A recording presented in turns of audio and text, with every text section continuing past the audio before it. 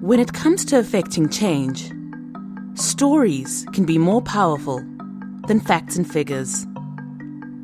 This is a lesson from Zimbabwe, where a community-based organization called Roots use storytelling and dialogue to change attitudes towards reproductive health and rights, and save women's lives.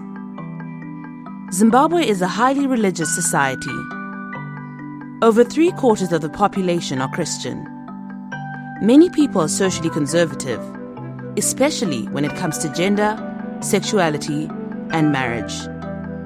Premarital sex is widely frowned upon, so it's difficult for young Zimbabweans to access contraception. Compounding this issue is the 1977 Termination of Pregnancy Act.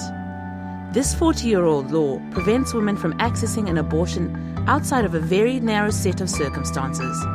Because of the restrictions, 70,000 Zimbabwean women risk illegal abortions each year.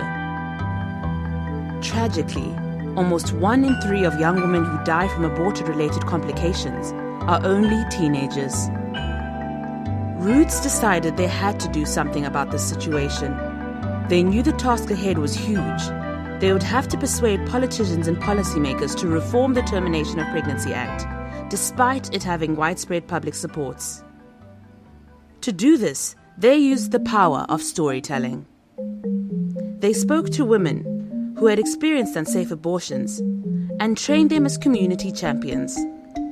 These champions tell their stories to religious leaders, community leaders, and elected assembly members in Zimbabwe's parliament. Many of these leaders have seen the statistics, but they only see numbers.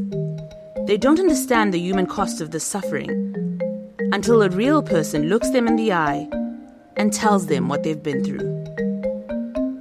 Roots took an assembly member to a presentation by a community champion in a rural area. She heard firsthand about the impact that unsafe abortions were having in the community. At the end, she stood up and said, "I'm a Christian and pro-life, but now I'm thinking differently. I didn't know that these are the challenges that the women are going through. I've been deeply moved by what I've heard." When one assembly member starts raising the issue of abortion rights, it has a ripple effect across all policymakers and the Zimbabwean public as a whole. After 5 years of this work, Roots has taken an issue that no one wanted to even acknowledge and ensured that women most affected by an outdated law are being heard at the highest levels of government about the need for change.